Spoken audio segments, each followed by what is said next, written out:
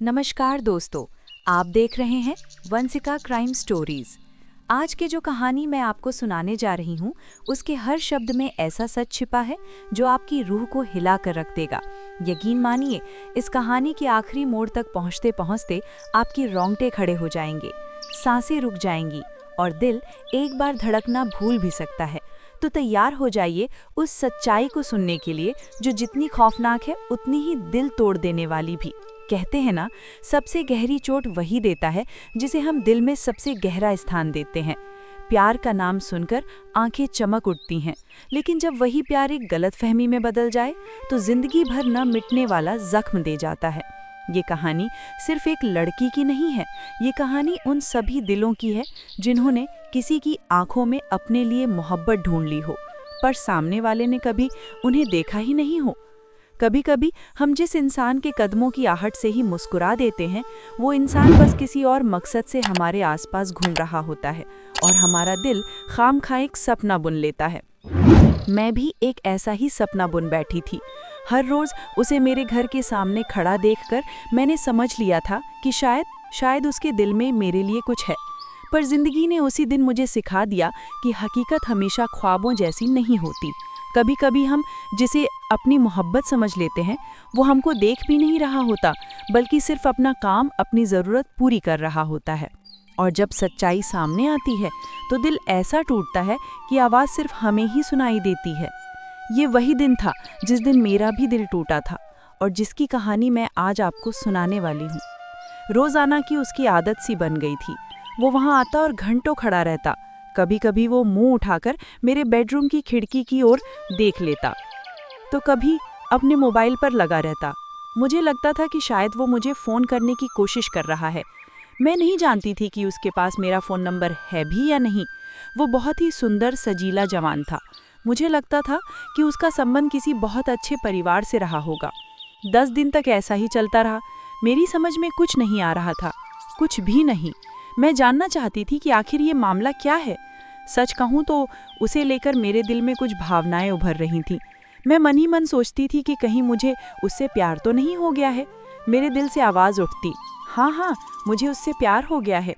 लेकिन क्या वो भी मुझसे प्यार करता है? शायद नहीं। मेरे अंदर कई तरह के अंदेशे जन्म लेते। यही सब सोचते सोचते मेरे मन में कई तरह की आशंकाएं पैदा हो जाती। अपनी सोच, अपने अस्तित्व को समेटकर मैंने साहस बटोरा और फैसला किया कि इस बारे में मुझे अपनी माँ से बात करनी चाहिए। और मैंने ऐसा किया भी। एक दिन उसे बाहर खड़ा देखकर मैंने बेसब्री से अपनी माँ को पुकारा, अम्मी, आप कहाँ हैं? ज़रा जल्दी से यहाँ आइए। मैं आपको एक बहुत मज़ेदार दृश्य दिखाना चाहती हूँ। सच में बहुत मज़ेदार दृश्य है। अच्छा, मैं आ रही हूँ, कहते हुए कुछ मिनट में ही माँ मेरे पास आ गई। आते ही माँ ने पूछा, हाँ बताओ, क्या दिखाना चाह रही थी तुम मुझे? मैं अपनी अम्मी को खिड़की के पास ले गई और उन्हें बाहर नीचे खड़े लड़के को दिखाया। मैंने अपनी अम्मी को सारा किस्सा सुनाया कि वो लड़का कैसे घंटों यहाँ खड़ा रहता है और ऊपर खिड़की की ओर देखता रहता है। माँ ने मेरी आंखों में झांका, फिर मुस्कुरा कर कहा, तो इसमें ख़ास बात क्या है? मम्मी की मुस्कुराहट में एक रहस्य सा छिपा था। मैंने अपने दिल की बात उनके सामने रखी। अम्मी, मैं यही आपको दिखाना चाहती थी। आप सोचें और बताएं कि हमें क्या करना चाहिए। अम्मी मुस्कुराकर बोली, इसमें करना क्या है? बड़ी लापरवाही से अपनी बात कहकर वो चली गईं। अगली सुबह सूरज में कुछ तेजी थी। खिड़की से धूप आ रही थी। पेड़ों पर चिड़िया चहचहा रही थी। मैं बिस्तर पर बैठी थी और मेरे हाथ में कॉफ़ी का मग था। मेरे बाल खुले हुए थे। अचानक अम्मी ने मुझे आवाज़ दी। वो मुझे बुला रही थी। नीचे जाने से पहले मैंने खिड़की से बाहर झांककर देखा कि वो लड़का वहाँ खड़ा है या नहीं। वो लड़का वहीं खड़ा था। मुझे शर्म सी आ गई और मैं नीचे भाग गई। मुझे लगता था कि मैं उसके प्यार में गिरफ्तार हो चुकी हूँ। मेरी अम्मी और पापा नीचे ड्राइंग रूम में खड़े थे और उनके चेहरे पर मुस्कुराहट फैली थी, रहस्यमयी मुस्कुराहट। मैंने पूछा, हाँ अम्मी बोलो, क्या हुआ? मुझे क्यों बुलाया? अम्मी बोली, हाँ बेटी, मैंने तुम्हें एक ज़रूरी काम से बुलाया है। तो बताइए। दरअसल मैंने तुम्हारे पापा से उस लड़के का जिक्र किया था, इसलिए आज सुबह वो बाहर जाकर उससे मिले, उसके बारे में पूरी जानकारी प्राप्त की, कुछ बातें कहीं भी। मैं बहुत ज़ोर से बोल पड़ी, क्या? पापा ने गंभीरता से कहा, ये सही है मेरी बच्ची, उसका नाम फरजान है और वो एक बहुत ही अच्छे परिवार से संबंध रखता है। उसके पिता अब इस दुनिया में नहीं हैं और इस वक्त वो नौकरी की तलाश में है। फरजान तुम्हारे लिए बहुत ही सही लड़का है। शादी के मुद्दे पर मेरे दिल में तुरंत ये बात आई कि मैं उस लड़के से प्यार करने लगी हूँ। मैं मन ही मन सोचने लगी कि या खुदा, अब मुझे क्या करना चाहिए।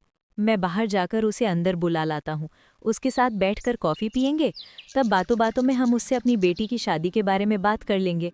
इतना कहकर पापा बाहर चले गए। मैं शांत खड़ी देखती रही। थोड़ी देर बाद पापा उसे अंदर ले आए।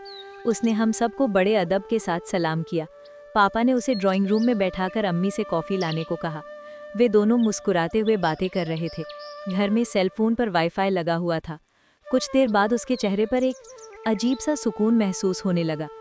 वहाँ बैठे बैठे भी वो मोबाइल पर लगा रहा, साथ ही कॉफ़ी पीते पीते बातें भी करता रहा। लेकिन जल्द ही उसके चेहरे पर जाने की बेचैनी नजर आने लगी। वो ऐसा दिखाने की कोशिश कर रहा था जैसे कि वो बहुत व्यस्त हो और उसे ट्रेन पकड़ने की जल्दी हो। उसने जल्दी जल्दी कॉफ़ी के घूंट लेने शुरू किए। फरजान ने कहा, कॉफ़ी के लिए धन्यवाद अंकल। पापा ने पूछा, धन्यवाद किस लिए? फरजान बोला, आपने मुझे घर के अंदर बुलाया, ये भी कोई बात है? हम सब हंसने लगे।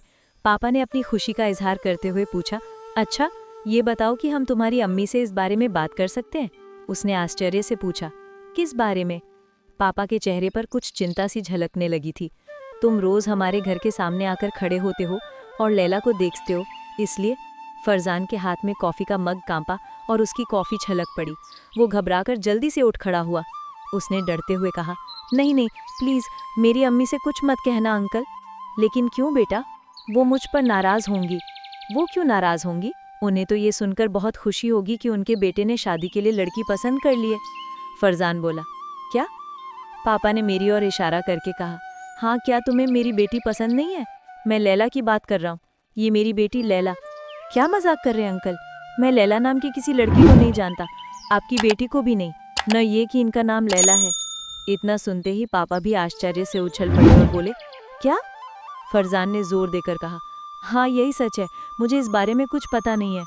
तो फिर मेरे घर के पास आकर क्या करते थे और ऊपर लैला की खिड़की में क्या देखते रहते थे? फरजान कुछ देर सोचता रहा, फिर बोला, ओह अब समझ में आया। मैं आपको सच बताता हूँ, दरअसल बात यह है कि मैं वहाँ खड़े होकर वाईफाई कनेक्शन का इस्तेमाल करता था और जब भी मेरा फ़ोन हिलता था कनेक्टिविटी टूट जाती थी। तब स्थिति ठीक करने के लिए मैं ऊपर की ओर देखता था। कभी कभी कनेक्टिविटी आती थी और कभी कभी गायब हो जाती थी। इसी चक्कर में मैं ऊपर देखा करता था, लेकिन लैला की खिड़की की ओर नहीं। यहाँ खड़े होकर मैं बहुराष्ट्रीय कंपनियों को अपना CV भेजता था।